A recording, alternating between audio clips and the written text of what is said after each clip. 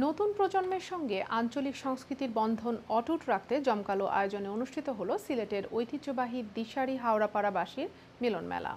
20 জুলাই লন্ডনের এসেক্সের একটি হলে দিনব্যাপী এই অনুষ্ঠান অনুষ্ঠিত হয়। অনুষ্ঠানের উদ্বোধন করেন পোর্টসমাউথ সিটি কাউন্সিলের deputy lord mayor councillor Abdul Kadir. Maham হোসেনের কোরআন তেলাওয়াতের মাধ্যমে শুরু হওয়া এই আয়োজনে ছিল মেহেদি প্রতিযোগিতা, ঐতিহ্যবাহী পিঠার আয়োজন, খেলাধুলা ও সাংস্কৃতিক পরিবেশনা। সভাপতিত্ব করেন ইউকে দিশারি হাওড়াপাড়ার সভাপতি তাজুল ইসলাম রুহেল এবং সঞ্চালনায় ছিলেন মাহবুবুর রহমান ইমন। বক্তব্য রাখেন সংগঠনের উপদেষ্টা মোহাম্মদ মেহরাজ, আবু বাকার ওয়াকার, ইশফাক দৌলা, সাধারণ সম্পাদক জাবির হোসেন সহ আরও অনেকেই।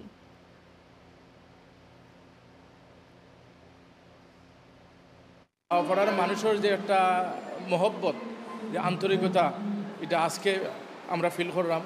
আমি এই যে প্রোগ্রামটার যারা আয়োজন করছেন তারা অশেষ ধন্যবাদ। পাইছেন ইংল্যান্ডের একবারে আনাচে কানাচে আমরা খুব গর্ববোধ করলাম। আমরা হাওড়াবাসী নিয়ারলি 350 মতো যুব আজকে সেসবরে ধন্যবাদ জানাইলাম আমরা কমিটির পক্ষ থেকে।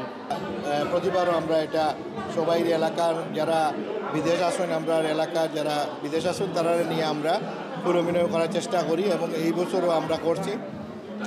তবে একটা জিনিস হওয়া উচিত যে আমরা যত বছর ধরে আমরা হাওড়ার বরঙ্গা বিগত 80-85 বছর ধরে মানুষের বিদেশ আসই এই দেশও।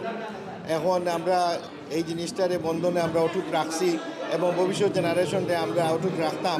স্থাপিত হয়েছে বিগত 60 বছর আগে দিশারি ওয়েলবিং ট্রাস্ট। আমরা ইউকে তাকে অপারেট করি। আমরা বিভিন্ন ধরনের কর্মকাণ্ডের সাথে জড়িত আছি। আমরা বাংলাদেশের যেগুলো সমস্যা হইলে আমরা কন্ট্রিবিউশন করি।